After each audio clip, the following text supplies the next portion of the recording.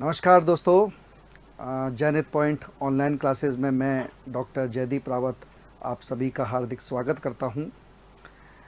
सर्वप्रथम हम JRF net lectureship UGC के द्वारा जो आयोजित की जाती है भूगोल विषय के लिए हम तैयारी प्रारंभ कर रहे हैं और ये कोर्स हमने जो आपके लिए ऑफ़र किया है, मैं डॉक्टर जयदीप रावत और PhD NET SET MA BEd और साथ ही लेक्चरर के पद पर नियुक्त हूँ। 12 वर्ष का लगभग मुझे विभिन्न प्रकार की भूगोल की जो क्लासेस हैं, कोर्सेज़ हैं, उनको पढ़ाने का एक लंबा अनुभव है।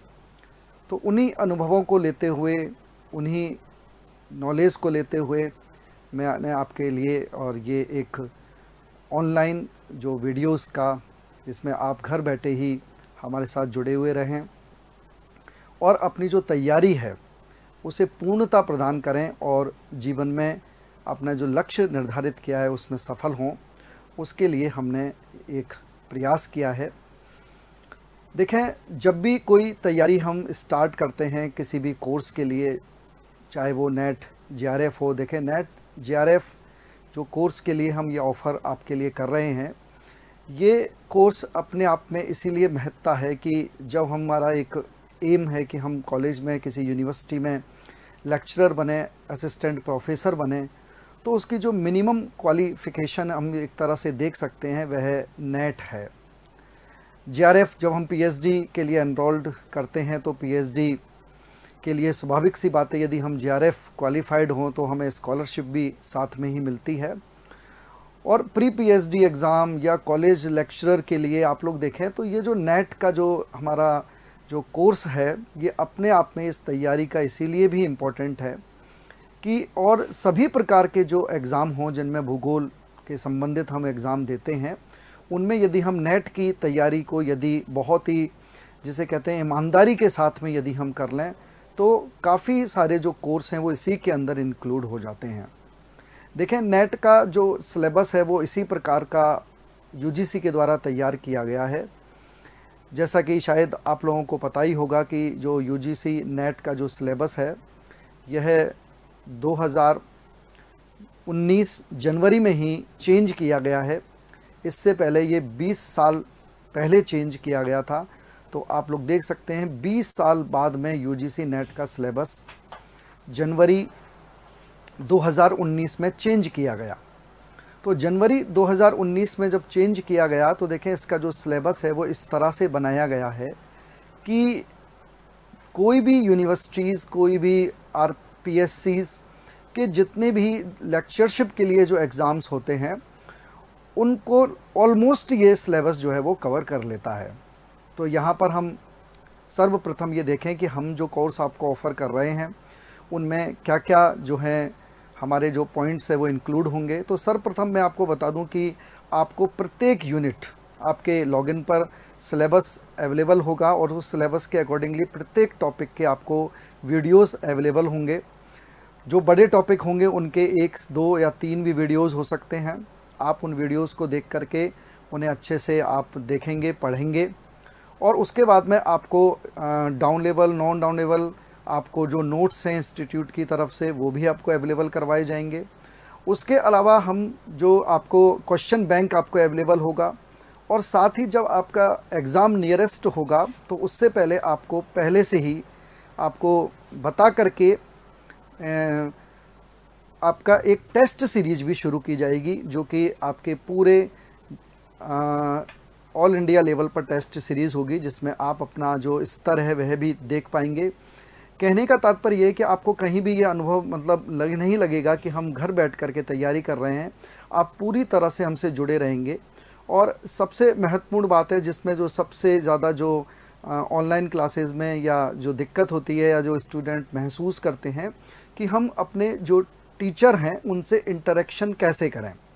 तो देखें, इसका भी समस्या का समाधान हमारे इंस्टीट्यूट के द्वारा किया गया है और इस समस्या का समाधान यही है कि आपको एक ऑफिशियल ईमेल आईडी अवेलेबल करवाई जा रही है।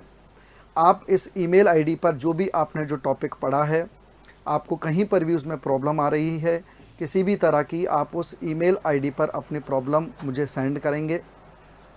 मैं उसे समय पर उस प्रॉब्लम को देख करके और आपको पहले से ही पूर्व में ही ऐप के ऊपर, जो हमारा ऐप है उस पर आपको बता दिया जाएगा। हो सकता है कि एवरी वीक भी हो, 15 दिन में एक बार हो सकती हैं, आपकी प्रॉब्लम क्लासेस ऑर्गेनाइज़ की जाएंगी, जो कि बिल्कुल लाइव क्लासेस होंगी और जिसमें आपने जो मुझे अपने क्वेरीज़ भेजी होंगी उनका सभी का मैं निदान करने का पूरी तरह से हम प्रयास करेंगे, जिससे बिल्कुल हमारे बीच में एक ऐसा माहौल बने कि हम बिल्कुल ऑफलाइन जिस तरह से क्लासेस होती हैं, हम आमने सामने बैठ कर के पढ़ाई कर रहे हैं। तो ये हमारा एक जो कोर्स का जो ऑफ़र है ये इस प्रकार से रहेगा, जिसमें आपको पूरी तरह से सारे वीडियोस मिलेंगे, आपको नोट्स मिलेंगे इंस्टीट्यूट की तरफ से, जो कुछ डाउनलोड करने वाले भी होंगे, कुछ नॉन डाउनलोड करने वाले भी होंगे। इसके अलावा क्वेश्चन बैंक मिलेगा, उसके अलावा आपको प्रॉब्लम क्लासेस का भी जो ऑप्शन है ये भी आपको उपलब्ध रहेगा। तो ये तो बात हुई हमारे जो ऑफ़र, कोर्स के ऑफ़र की। इसके अलावा जो सबसे जो महत्वपूर्ण बातें देखें, जब भी हम कोई तैयारी शुरू करते हैं तो सर्वप्रथम हमारे दिमाग में यही बात होती है कि जो सिलेबस है, जो हमारा पाठ्यक्रम है, देखिए यूजीसी नेट का जो सिलेबस है ये बहुत जिसे हम कहें कि बृहद है। आप लोग देखें कि ये किसी एक यूनिवर्सिटी को देख करके ये सिलेबस नहीं बनाया गया है। ये जितनी भी पूरे इंडिया की जो यूनिवर्सिटीज़ हैं, चाहे वो साउथ की यूनिवर्सिटीज़ हो, नॉर्थ की यूनिवर्सिटीज़ हो, उनको देख करके हमने ये जो सिलेबस है यूजीसी ने बनाया है। तो आप लोग देख सकते हैं कि हमारे जो भी कॉलेजेस में हमने एमए में, क्योंकि यूजीसी नेट की जो मिनिमम आपको जो क्वालिफ़िकेशन है वो पीजी होता है ज्योग्राफी के अंतर्गत, जिसमें आप एमएससी भी हो सकते हैं, एमए भी हो सकते हैं। तो एमएससी या एमए में आप लोग देखें कि हमने सभी जो पेपर्स हैं वो नहीं पढ़े हुए होते हैं, क्योंकि कुछ यूनिवर्सिटीज़ में हो सकता है 7 या 8 पेपर हमने पढ़े हों, लेकिन यहाँ पर कुछ ऐसे पेपर्स का मेरा मतलब यहाँ पर भूगोल की ब्रांचेस से है, उनकी शाखाओं से है, वो हमने बिल्कुल भी नहीं पढ़ी होती हैं। लेकिन यहाँ पर हमको उनको नेट के अंदर पढ़ना है और नेट के अंदर पढ़ने के बाद में जब हमको आगे लेक्चरशिप का एग्ज़ाम देना है तब भी उनको हमको पढ़ना होगा। तो आप देखेंगे कि मैंने जो ये कोर्स जो आपके लिए तैयार किया है, ये हमारा एक इस प्रकार का कोर्स है कि पहली यूनिट से लेके और पूरे 10th यूनिट तक आपको एकदम सभी टॉपिक पर स्पेसिफिक आपको नॉलेज मिलेगी, आप उसको अच्छे से समझ पाएंगे और सभी टॉपिक पर हम ऑलमोस्ट डिस्कस करेंगे। तो बहुत ही वास्ट सिलेबस है, निश्चित रूप से हमने इसको पूरे कोर्स को कवर करने की कोशिश की है, जिससे कि आपको निश्चित रूप से सफलता मिले और हम आपकी सफलता में सहायक बने। तो इसी क्रम में हम सर्वप्रथम थोड़े से सिलेबस पर चर्चा कर लेते हैं, क्योंकि देखें जब भी हम किसी रास्ते पर बढ़ते हैं तो हमें सब पता होना चाहिए कि हमें किस रास्ते पर जाना है, हमें जो लक्ष्य प्राप्त करना है वो किस रास्ते से होकर के गुजरेगा, क्या उसमें कठिनाइयाँ होंगी। तो निश्चित रूप से उन कठिनाइयों या बाधाओं को दूर करने के लिए मैं आपके लिए उपलब्ध हूँ, लेकिन वो जो रास्ता है वो हमारे सिलेबस से होकर के जाता है। देखें, यदि हमें भूगोल पर अच्छे से कमांड करनी है, हमें भूगोल को अच्छे से समझना है, तो सभी विद्यार्थियों से मैं एक ही बात कहता हूँ कि भूगोल को आपको एक भूगोलवेत्ता की तरह सोचना पड़ेगा। क्योंकि देखिए भूगोल जो विषय है वो तो और भी कई एग्ज़ाम्स जो होते हैं जिनमें जीके के रूप में हम कह सकते हैं, जनरल नॉलेज के रूप में भी भूगोल का यूज़ किया जाता है। इसके अलावा जो विभिन्न एडमिनिस्ट्रेटिव एग्ज़ाम्स होते हैं उनमें भी होता है, और विभिन्न एग्ज़ाम के जनरल पेपर्स में भी भूगोल से संबंधित प्रश्न पूछे जाते हैं। लेकिन यहाँ पर भूगोल हमारा एक जनरल पेपर की तरह नहीं है। भूगोल यहाँ पर हमारा एक मुख्य विषय है जिसके अंदर हमने मास्टर डिग्री ली है और उसके बाद में हम स्पेशलाइजेशन इसके अंदर कर रहे हैं। तो स्वाभाविक सी बात है कि हमें भूगोल के प्रति एक भूगोलवेत्ता की तरह सोचना होगा।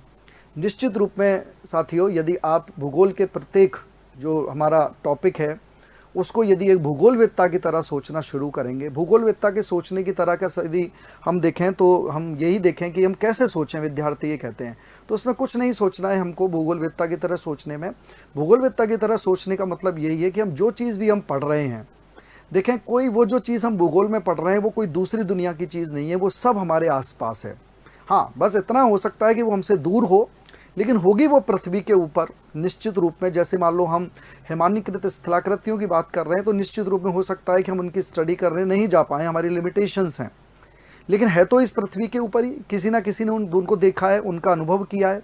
तो आप लोग देखेंगे कि बहुत सारी ऐसी चीज़ें ठीक है हम जिनको देख के अनुभव नहीं कर सकते हैं, लेकिन जो हमारे आसपास है, हमारा जैसा एनवायरनमेंट है, हो सकता है हम मरुस्थलीय क्षेत्र में रह रहे हो, हम मरुस्थलीय आकृतियों को देख रहे हैं, हो सकता है हम गंगा नदी के किनारे रह रहे हो, हम गंगा के द्वारा बनने वाली जो स्थलाकृति हैं हम उनको देख रहे हो सकता है हम किसी बड़े शहर में रह रहे हो तो हम वहाँ की नगरीय स्थलाकृति जो भूआकृति है या जो उसका जो मॉर्फोलॉजी है उसको हम देख रहे हों। तो बस ये चीज़ हमको हमारे दिमाग में लानी है कि हम हमारी जो विषय है उसको एक भूगोलविदता की दृष्टि से देखें। निश्चित रूप में विद्यार्थियों आपको इसमें बहुत सहायता मिलेगी और मैं ये बहुत ज़्यादा आश्वस्त हूँ कि आप एक भूगोल के विद्यार्थी से निश्चित रूप में ही थोड़े समय में आप भूगोल के भूगोलविदता बन जाएंगे।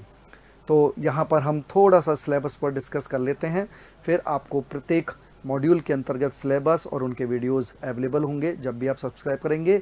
लेकिन उससे पहले मैं हमारी जो ऑफिशियल खुद मेरी जो ऑफिशियल आपके लिए उपलब्ध है वेब जो अपनी ईमेल है वो मैं आपको उपलब्ध करवा रहा हूँ। आप इस पर अपनी कोई भी प्रॉब्लम्स मुझे भेज सकते हैं जिनका बिल्कुल समय पर आपके लिए उन प्रॉब्लम्स का सॉल्यूशन निश्चित रूप से और बिल्कुल फेस टू फेस किया जाएगा। हैं उनके बारे में डिस्कस कर लेते हैं। देखिए सबसे पहली इकाई जो हमारे सिलेबस के अंतर्गत दे रखी है वह है आपकी भू आकृति विज्ञान।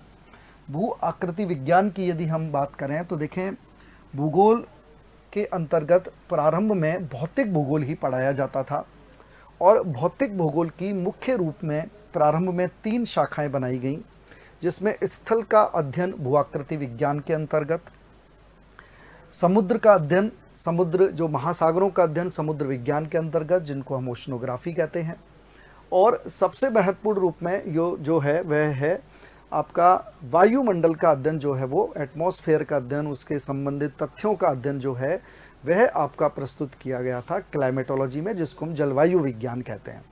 बाद में इसके अंदर एक और जोड़ दिया गया वह है आपका पर्यावरण विज्ञान। तो इस तरह से देखें शुरुआत की जो 4 यूनिट हैं ये भौतिक भूगोल के यूनिट हैं, जिसके अंतर्गत सबसे पहले आप लोग देख पा रहे हैं भू आकृति विज्ञान। और भू आकृति विज्ञान में देखें कि हमारे जो विभिन्न जो टॉपिक हैं, जैसे कि स्टार्टिंग से यदि हम बात करें, हम सभी टॉपिक पर यहाँ चर्चा नहीं कर सकते, आपको सिलेबस अवेलेबल है। तो भूआकृति विज्ञान का मतलब स्थल रूप के ऊपर जितने भी जो हमारा स्थल मंडल है, स्थल के ऊपर जितनी भी हमको स्थलाकृतियाँ दिखाई दे रही हैं उनका निर्माण किस प्रकार से हुआ, उन सब की स्टडी हम भूआकृति विज्ञान के अंतर्गत करते हैं, जिसके अंतर्गत हम महाद्वीप महासागर कैसे बने, जिसमें वैगनर की थ्योरी है, प्लेट टेक्टोनिक थ्योरी है, सागर नितल प्रसरण है, ज्वालामुखी, भूकंप, वलन, भ्रंश, अपक्षय, अपर्दन और अपर्दन के विभिन्न जो स्थल रूप हैं, स्थलाकृतियां हैं, उन सब की हम यहाँ पर विस्तृत रूप में और स्टडी करेंगे इस यूनिट के अंतर्गत। निश्चित रूप में ये भौतिक भूगोल की प्रारंभिक यूनिट है। दूसरी यूनिट जो है वह मैंने जैसे कि आपको बताया जलवायु विज्ञान है। और जलवायु विज्ञान के अंतर्गत याद करें हम सबसे पहले जो पढ़ते हैं वह पढ़ते हैं वायुमंडल। देखें वायुमंडल में जलवायु विज्ञान के जितने भी तथ्य हमारे सामने उपलब्ध हैं उन सब की स्टडी हम इस यूनिट के अंतर्गत करते हैं। जैसे कि हम वायुमंडल के बारे में, उसकी परतों के बारे में, सूर्यातप, ऊष्मा बजट, वायुदाब, पवनें, तापमान, चक्रवात, प्रतिचक्रवात, वर्षा, इसके अलावा आपके वर्गीकरण जो जलवायु का वर्गीकरण है, कोपेन, थांतवेट का जलवायु प्रदेश, तो उन सब के बारे में हम इस यूनिट के अंतर्गत विस्तृत रूप में प्रत्येक टॉपिक के अंदर चर्चा करेंगे। उसके बाद में देखें तो थर्ड जो हमारी यूनिट है वह है आपकी समुद्र विज्ञान। जैसे कि मैंने बताया इसके अंदर हम जो अपने महासागर हैं उनकी स्टडी करते हैं, और आप लोग सब जानते ही हैं कि पृथ्वी के धरातल पर ज़्यादा जो आपका विस्तार है वह महासागरों का ही है। तो इसीलिए महासागरों के अंतर्गत भी हम महत्वपूर्ण रूप में देखें उनके जो नितल का जो उच्चावच है, सबसे महत्वपूर्ण रूप में जिस तरह से स्थल रूप के ऊपर हमको विभिन्न उच्चावच दिखाई देते हैं, उस तरह से हमको महासागरों के आंतरिक भागों में भी किस प्रकार का उच्चावच देखने को मिलता है, उनकी हम इस टॉपिक के अंतर्गत स्टडी करेंगे। इसके अलावा नितलीय उच्चावच के अलावा जो स्वयं समुद्र या महासागरों की जो विशेषताएं हैं, पहले स्वयं की विशेषताएं जैसे लवणता, तापमान, घनत्व, उन पर चर्चा करेंगे। उसके बाद में समुद्र या महासागरों की जो गति से रिलेटेड जो विशेषताएं हैं जैसे कि ज्वार भाटा, महासागरीय धाराएं, लहरें, उन सब के बारे में चर्चा करेंगे। सुनामी जो एक आपदा के रूप में होती है, इन सब के बारे में इस यूनिट के अंदर हम विस्तृत रूप में चर्चा करेंगे। और देखें, हम जो हमारे सिलेबस में जो बिंदु दे रखे हैं हम उन्हीं के ऊपर चर्चा कर पाएंगे, क्योंकि निश्चित रूप में हमारा जो सिलेबस है ये बहुत ही विस्तृत सिलेबस है। और इस सिलेबस को यदि हम एक आकार रूप दे करके और अपनी सफलता की तरफ बढ़े तो हमारे लिए बहुत ही सही रहेगा। फोर्थ यूनिट, जैसे कि मैंने बताया कि भौतिक भूगोल के अंतर्गत ही और पर्यावरण विज्ञान की जो यूनिट है इसको इंक्लूड किया गया। पर्यावरण विज्ञान के अंतर्गत सर्वप्रथम हम जो एनवायरमेंटल जो प्रॉब्लम्स वर्तमान में हमको देखने को मिल रही हैं, जैसे सर्वप्रथम ग्लोबल वार्मिंग है जिसको ग्लोबल ऊष्मन भी कहते हैं, इसके बारे में पढ़ेंगे। और भी जो प्रॉब्लम है जैसे कि ओजोन परत का क्षरण, अम्लीय वर्षा, उनके बारे में विस्तृत रूप में चर्चा करेंगे। इसके अलावा पर्यावरण के और जो घटक हैं जैसे प्रदूषण वगैरह, उनके बारे में चर्चा करेंगे। और इसका जो दूसरा जो पक्ष है वह है इकोसिस्टम, ठीक है, पारिस्थितिकी तंत्र के बारे में। ये बहुत ही महत्वपूर्ण टॉपिक है, इसके बारे में चर्चा करेंगे कि पारिस्थितिकी तंत्र किस प्रकार निर्धारित होता है, उनके घटक कौन से हैं, है ना। वे जो है आपके जो है वेव जाल, वेव किसे कहते हैं, इन सब के बारे में विस्तृत रूप में हम चर्चा करेंगे।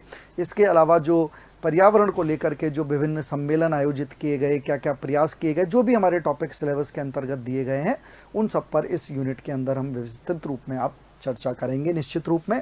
तो आप लोग देखें, ये जो 4 यूनिट हैं ये हमारी मिल करके और आपके भौतिक जो भूगोल है उनका निर्माण करती है। उसके बाद में देखें 5वीं जो यूनिट है जिसका नाम है जनसंख्या एवं अधिवास भूगोल। और जनसंख्या एवं अधिवास भूगोल की बात करें तो ये मानव भूगोल। देखें, भूगोल की प्रारंभ में जैसे कि मैंने बताया 2 ही शाखाएं, पहले एक मुख्य रूप में पहले भौतिक भूगोल थी और फिर 2 शाखाएं हो गई, भौतिक भूगोल के अलावा मानव भूगोल। तो मानव भूगोल की विभिन्न जो उपशाखाएं जब बनी तो उनमें देखें ये 2 महत्वपूर्ण उपशाखाएं हैं। एक है आपकी जनसंख्या भूगोल, और भारत की विभिन्न यूनिवर्सिटीज़ में पॉपुलेशन ज्योग्राफी बड़े स्तर पर पढ़ाया जाता है। यहाँ पर हम जनसंख्या से रिलेटेड पूरे विश्व के संदर्भ में जनसंख्या की क्या स्थिति है, जनसंख्या का वितरण कैसा है, घनत्व कैसा है, और जनसंख्या की अन्य विशेषताएं जैसे कि लिंगानुपात और साक्षरता, उन सब के बारे में विस्तृत रूप में चर्चा करेंगे। साथ ही जनसंख्या से संबंधित जो भी सिद्धांत प्रस्तुत किए गए उन पर चर्चा करेंगे। जनसंख्या के महत्वपूर्ण पहलू है प्रवास, उस पर चर्चा करेंगे। तो ये सारे जो महत्वपूर्ण टॉपिक हैं जिन पर हम इसके अंतर्गत चर्चा करेंगे। तो जनसंख्या भूगोल, जैसे कि मैंने बताया, अपने आप में ही ये एक अलग ही भूगोल की ब्रांच बन गई है और अलग अलग कुछ यूनिवर्सिटीज़ में ये अलग से एक पेपर के रूप में पढ़ाया जाता है। उसके बाद में देखें अधिवास भूगोल, जिसको हम सेटलमेंट ज्योग्राफी भी कहते हैं। कुछ यूनिवर्सिटीज़ में ये अर्बन ज्योग्राफी के नाम से भी पढ़ाया जाता है, लेकिन यहाँ पर हम सेटलमेंट ज्योग्राफी पढ़ेंगे जिसमें हम ग्रामीण एवं नगरीय दोनों प्रकार के अधिवासों की हम चर्चा करेंगे। क्योंकि देखें, मानव के लिए सबसे रोटी, कपड़ा और मकान देखें इसमें इंक्लूड होता है अधिवास, क्योंकि बिना अधिवास के मानव नहीं रह सकता। जब वह आदिम अवस्था में रहता था तब भी अधिवास के रूप में वो गुफाओं का प्रयोग, पेड़ों के ऊपर निवास करता था। तो मानव के लिए अधिवास एक महत्वपूर्ण पक्ष है। तो वर्तमान संदर्भ में देखें कि अधिवास बहुत ही इतना महत्वपूर्ण हमारे लिए टॉपिक बन गया कि इसके अंतर्गत हम विस्तृत रूप में आप लोग देखें, जैसे ग्रामीण अधिवासों में उनके प्रतिरूप किस तरह से होते हैं, नगरीय अधिवास किस तरह से बनते हैं, नगर कैसे बनता है, नगरों का प्रतिरूप कैसे होता है, उनके सिद्धांत। और वर्तमान में हम देखें कि नगरों के नए नए रूप हमको देखने को मिल रहे हैं, उन सब की चर्चा विस्तृत रूप में हम इस यूनिट के अंतर्गत करेंगे। और ये यूनिट बहुत ही महत्वपूर्ण यूनिट भी है, क्योंकि कई यूनिवर्सिटीज़ में ये पेपर अलग से, जैसे कि मैंने बताया, अर्बन ज्योग्राफी या सेटलमेंट ज्योग्राफी के नाम से पढ़ाया जाता है। तो अब हम अगले यूनिट पर चर्चा करें तो ये है हमारी 5वीं यूनिट। 6 यूनिट की यदि हम बात करें तो ये है आपकी आर्थिक गतिविधि और क्षेत्रीय विकास का भूगोल। देखें, इस यूनिट की बात करें तो ये यूनिट हम यदि सिलेबस के रूप में देखें तो शायद सबसे बड़ी यूनिट होगी निश्चित रूप में। और इसीलिए ये सबसे बड़ी यूनिट है कि इसके अंतर्गत आर्थिक भूगोल, देखें मानव भूगोल की ये एक सब ब्रांच है। आर्थिक भूगोल, मानव की जो आर्थिक क्रियाएं हैं उनको हमने आर्थिक भूगोल के अंतर्गत रखा। लेकिन आप लोग देखें, मानव की आर्थिक क्रियाएं भी कई प्रकार की हैं। तो आप लोग देखें कि जब बड़े स्तर पर हम भूगोल को पढ़ते हैं तो मानव की जो आर्थिक क्रियाएं हैं उनके भी कई प्रकार होने के कारण कई भूगोल की और उप शाखाएँ बन गईं। तो आप लोग देखें वो सभी जो उपशाखाएं हैं विभिन्न यूनिवर्सिटीज़ विभिन्न कॉलेजेस में वो पढ़ाई जाती हैं, और इसीलिए उन सभी शाखाओं के महत्वपूर्ण बिंदुओं को इंक्लूड करके और आपके लिए एक ये यूनिट बनाई गई है। तो मैं यहाँ आपको बता देता हूँ कि इसके अंतर्गत महत्वपूर्ण रूप में और आपके जो है 5 महत्वपूर्ण शाखाओं को इंक्लूड किया गया है। तो इसीलिए मैं कह रहा हूँ कि ये यूनिट बहुत ही महत्वपूर्ण और बहुत ही बड़ी यूनिट है। और आपने देखेंगे कि इसमें से कुछ जो मैं यूनिट की आपको सब यूनिट की जो मैं चर्चा कर रहा हूँ, निश्चित रूप में हो सकता है कि इनमें से आपने अपने एमए के कोर्स में उनको अवश्य रूप में पढ़ा होगा। जिनको नहीं पढ़ा है उनको हम अब पढ़ेंगे ही निश्चित रूप में। तो उनमें से देखें हमारी कौन कौन सी हैं। तो पहली जो है वो तो है सामान्य आर्थिक भूगोल।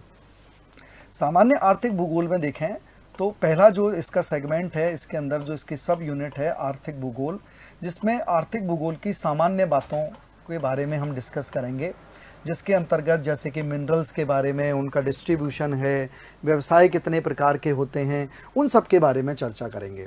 दूसरा इसका जो सेगमेंट है मैंने बताया, दूसरा जो है वह है कृषि भूगोल। तो देखिए कृषि एक महत्वपूर्ण क्रिया है मानव की, और उसके लिए हमने अलग से ही एक महत्वपूर्ण उप शाखा बना दी, कृषि भूगोल, एग्रीकल्चर ज्योग्राफी। और आप लोग देखेंगे कई यूनिवर्सिटीज़ या कई कॉलेजेस में ये कृषि भूगोल अलग से एक पेपर के रूप में पढ़ाया जाता है। तो इसका जो दूसरी सब यूनिट है वह है कृषि भूगोल, जिसमें हम कृषि की सारी विशेषताओं के बारे में, कृषि के जो प्रदेश हैं उनके बारे में, कृषि के जो महत्वपूर्ण सिद्धांत दिए गए हैं उन सब के बारे में इसके अंदर डिस्कस करेंगे। तीसरा है आपका औद्योगिक भूगोल। औद्योगिक भूगोल देखें, उद्योग भी मानव का एक महत्वपूर्ण क्रिया है निश्चित रूप में, और औद्योगिक भूगोल के अंतर्गत हम उद्योगों का वितरण, उद्योगों के जो लोकेशन की जो थ्योरीज हैं, ठीक है, कि उद्योगों का जो किस प्रकार से कौन सा उद्योग कहाँ स्थापित किया जाएगा, जैसे कि आपने सुना होगा वेबर की थ्योरी, लॉश की थ्योरी, उन सब के बारे में हम निश्चित रूप में बहुत डिटेल में चर्चा करेंगे। और उद्योगों का जो औद्योगिक प्रदेश है उनका निर्धारण किस प्रकार किया जाता है उनके बारे में हम चर्चा करेंगे। तो इस प्रकार से देखें औद्योगिक भूगोल की भी एक महत्वपूर्ण ये एक सब ब्रांच है और सब यूनिट हम इसको कह सकते हैं। चौथा जो है वह है आपका परिवहन एवं व्यापार का भूगोल। तो ये देखें आप लोग, मैंने जैसे कि बताया कि ये सब बहुत ही बड़ी यूनिट है, परिवहन एवं व्यापार का भूगोल, जिसके अंतर्गत हमने एक अलग ही परिवहन को अलग एक ब्रांच के रूप में रख दिया है। तो इस तरह से हम देख सकते हैं कि इसके अंतर्गत हम परिवहन के सिद्धांत, विश्व में परिवहन का प्रतिरूप कैसा है, उन सब के बारे में चर्चा करेंगे। व्यापार की स्थिति क्या है विश्व के संदर्भ में, उनकी चर्चा करेंगे। WTO की चर्चा करेंगे, विभिन्न व्यापारिक संगठनों की चर्चा करेंगे। तो इस यूनिट के अंतर्गत हम देखें सब यूनिट में परिवहन एवं व्यापार भूगोल पढ़ेंगे। और आपका जो 5th पार्ट है वह है आपका क्षेत्रीय विकास का भूगोल, जिसको हम रीजनल डेवलपमेंट भी कहते हैं। कुछ यूनिवर्सिटीज़ में ये बहुत ही महत्वपूर्ण रूप में पढ़ाया जाता है, क्षेत्रीय विकास, जिसके बारे में हम चर्चा करेंगे, जिसको हम रीजनल डेवलपमेंट भी कहते हैं। कि भारत में देखें या विश्व के संदर्भ में देखें तो जब भी हमें किसी क्षेत्र का विकास करना है तो निश्चित रूप में हमें उसके लिए कुछ महत्वपूर्ण रूप में नियम बनाने पड़ेंगे, किस प्रकार से हम किस क्षेत्र का विकास कर सकते हैं, क्योंकि सभी के लिए हम एक प्रकार के क्षेत्र नहीं बना सकते हैं। तो यहाँ पर हम किस प्रकार से नियोजन प्रदेश बनाते हैं, किस प्रकार से नियोजन करते हैं, उन सबको हम क्षेत्रीय विकास के भूगोल के अंतर्गत पढ़ेंगे। तो आप लोग देख सकते हैं ये बहुत ही बड़ी यूनिट है, महत्वपूर्ण यूनिट है, 6 नंबर यूनिट, जिसकी चर्चा हम करेंगे। इसी क्रम में देखें तो जो 7th नंबर यूनिट है, आप लोग देख सकते हैं कि ये जो यूनिट है ये भी 3 महत्वपूर्ण जो ब्रांच हैं भारत जो मानव भूगोल की, उनसे मिलकर के बना है। और ये तीनों जो यूनिट हैं आप लोग देखें सब यूनिट, ये पूरे यूनिवर्सिटीज़ और अलग अलग कॉलेज में अलग अलग पेपर के रूप में ये पढ़ाई जाती हैं। जैसे कि सांस्कृतिक भूगोल, कल्चरल ज्योग्राफी महत्वपूर्ण है, ये कल्चरल ज्योग्राफी कई यूनिवर्सिटीज़ में अलग से पेपर के रूप में चलता है। सामाजिक भूगोल, सोशल ज्योग्राफी, और तीसरा है राजनीतिक भूगोल, पॉलिटिकल ज्योग्राफी। देखें पॉलिटिकल ज्योग्राफी तो बहुत ही वर्तमान संदर्भ में बहुत ही इम्पोर्टेंट ब्रांच बन करके उभरी है भूगोल की। और जैसे कि हम पढ़ेंगे आगे, अमेरिका में तो जो पॉलिटिकल ज्योग्राफी है इसको बड़े पैमाने पर पढ़ाया जाता है, बड़ी बड़ी यूनिवर्सिटीज़ में इसको नंबर 1 पर रखा जाता है। तो यहाँ पर इस यूनिट के अंतर्गत हम सोशल, कल्चरल और पॉलिटिकल ज्योग्राफी की चर्चा करेंगे। निश्चित रूप में हम इनको डिटेल में पढ़ेंगे। इनके अंतर्गत सोशल कल्चरल के अंतर्गत सामान्य जो मानव की जो विशेषताएं हैं उसके सांस्कृतिक और सामाजिक रूप उनको हम पढ़ेंगे। पॉलिटिकल ज्योग्राफी के अंतर्गत जैसे कि हम पॉलिटिकल ज्योग्राफी का विकास कैसे हुआ, राजनीतिक भूगोल क्या है, इन सब के बारे में हम चर्चा करेंगे। इसके अलावा हम सबसे महत्वपूर्ण सीमाएं, सीमांत और जो राजनीतिक भूगोल से संबंधित महत्वपूर्ण जो भी हमारे सिलेबस में टॉपिक दिए गए उन सब पर हम विस्तृत रूप में चर्चा करेंगे। इसी क्रम में देखें तो हमारी अगली जो यूनिट है वह है 8th यूनिट, जो है हमारी भौगोलिक चिंतन, ठीक है, जिसे हम जोग्राफिकल थॉट के नाम से भी जानते हैं। आप लोग सब थॉट के नाम से इसको जानते हैं। और देखें थॉट की यदि हम बात करें तो शायद ही कोई ऐसी यूनिवर्सिटी हो जिसमें भौगोलिक चिंतन नहीं पढ़ाया जाता हो। इसे हम भौगोलिक चिंतन का इतिहास के नाम से भी जानते हैं। हम इसके अंतर्गत ये पढ़ते हैं कि भूगोल का विकास कैसे हुआ, भौगोलिक चिंतन का इतिहास, भूगोल का जो चिंतन है उसका इतिहास क्या रहा, उसका विकास कैसे हुआ। और ये हम बिल्कुल इस तरह से पढ़ेंगे जिस तरह से, जिस क्रम से भूगोल का विकास हुआ। और आप लोग सब जानते हैं भूगोल का विकास जो हम बुक्स के अंतर्गत देखते हैं, यदि हम देखें तो ये यूनान से इसका विकास प्रारंभ होता है, ग्रीक से। भारत का भी इसमें महत्वपूर्ण योगदान है जिसको हम एक अलग सेगमेंट के रूप में पढ़ते हैं। तो यहाँ पर हम यूनानी भूगोलवेत्ता, रोमन भूगोलवेत्ता, अरब भूगोलवेत्ता, भारतीय भूगोलवेत्ता, इन सब के बारे में विस्तृत चर्चा करेंगे। और वर्तमान में भूगोल के अंतर्गत कौन कौन सी नई नई विचारधाराएँ आईं, जैसे परिमाणात्मक क्रांति, इन सब के बारे में हम इस यूनिट के अंतर्गत विस्तृत रूप में हम चर्चा करेंगे। निश्चित रूप में ये एक सैद्धांतिक यूनिट है, लेकिन फिर भी हम इसको बहुत ही रुचिकर तरीके से पढ़ेंगे जिसके आपको याद रखने में इसको बिल्कुल भी दिक्कत नहीं हो। उसके बाद में देखें हम 9 नंबर जो हमारे यूनिट है वह है आपकी इकाई 9, भौगोलिक तकनीकियाँ। देखिए भौगोलिक तकनीकियों की बात करें तो ज़्यादातर यूनिवर्सिटीज़ में भूगोल के अंतर्गत जो हमारा प्रायोगिक पार्ट है, प्रैक्टिकल वाला जो पार्ट है, वह हम इसके अंतर्गत इंक्लूड करते हैं। तो देखें इसको जोग्राफिकल टेक्निक्स नाम इसलिए दिया गया है कि जोग्राफिकल टेक्निक्स के अंतर्गत हम 3 जो महत्वपूर्ण चीज़ें हैं वो हम पढ़ेंगे। एक तो हम पढ़ेंगे रिसेंट जो हमारे सामने टेक्निक्स हैं, जैसे कि GIS, जोग्राफिकल इंफॉर्मेशन सिस्टम, बहुत डिटेल में हम इसकी स्टडी करेंगे कि किस तरह से ये कार्य करता है। उसके बाद में हम रिमोट सेंसिंग की चर्चा करेंगे कि रिमोट सेंसिंग जो है हमारा सुदूर संवेदन, वह किस प्रकार से कार्य करता है। ये इससे बहुत महत्वपूर्ण प्रश्न पूछे जाते हैं, सुदूर संवेदन, रिमोट सेंसिंग। इसके अलावा जो मानचित्र के प्रकार हैं, मानचित्र कला है, उसके बारे में पढ़ेंगे। ये ज़्यादातर यूनिवर्सिटीज़ में मानचित्र कला प्रैक्टिकल के अंतर्गत निश्चित रूप में पढ़ाया जाता है, मानचित्र कला। और तीसरा जो इसका सबसे महत्वपूर्ण सेगमेंट है वह है स्टैटिस्टिक्स अर्थात सांख्यिकी। देखिए इसमें सांख्यिकी दोनों प्रकार की दे रखी है, एक सामान्य सांख्यिकी भी है और एक विशेषीकृत सांख्यिकी भी इसके अंतर्गत इंक्लूड है। सांख्यिकी का तात्पर्य यही है जिसके अंतर्गत हम, जैसे सामान्य बातों में मैं सामान्य भाषा में बात करूं, जैसे कि जिनको हम कहते हैं बहुलक, माध्य, माध्यिका, समांतर माध्य, प्रमाप विचलन, माध्य विचलन, ठीक है, इन सब के बारे में हम इस सांख्यिकी के अंतर्गत पढ़ते हैं। और इसके अलावा हम जो मैंने बता रहा हूँ आपको विशेषीकृत जो सांख्यिकी है उसके अंतर्गत हम कुछ विशेष प्रकार के जो हमारे टेस्ट होते हैं, जैसे काई टेस्ट, एनोवा टेस्ट, उन सब के बारे में हम इसके अंतर्गत विस्तृत रूप में पढ़ेंगे। तो देखें ये जो यूनिट है ये भी एक विस्तृत यूनिट है, बड़ी यूनिट है, काफ़ी प्रश्न इस यूनिट के अंतर्गत आते हैं। और निश्चित रूप में स्टूडेंट प्रैक्टिकली रूप में इस यूनिट से थोड़ा सा दूर होते हैं, तो यहाँ पर हम प्रत्येक बिंदु को और एक एक वीडियोस के रूप में यहाँ पर समझने का प्रयास करेंगे। और उसके बाद में हमारी जो सबसे अंतिम और जो लास्ट जो यूनिट है वह है भारत का भूगोल। और आप लोग सब जानते हैं कि शायद ही कोई ऐसा सिलेबस हो जिसमें हम भारत का भूगोल इंक्लूड नहीं कर रहे हैं, क्योंकि रीजनल स्टडी के रूप में भारत, चूँकि हम भारत के रहने वाले हैं, भारत का भूगोल के बारे में हमको विस्तृत रूप में जानना चाहिए कि भारत का भूगोल कैसा है, भारत की भूआकृति कैसी है, भारत की आर्थिक व्यवस्थाएं कैसी हैं, भारत की सांस्कृतिक विशेषताएं कैसी हैं।